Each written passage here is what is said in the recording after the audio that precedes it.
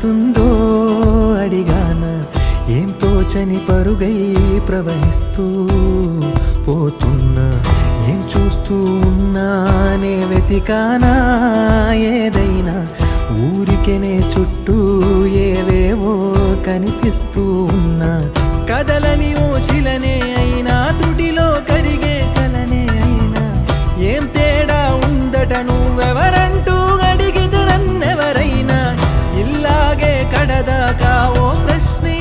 ఉంటానంటున్నా, ఏదో ఒక బదులై నన్ను చెరప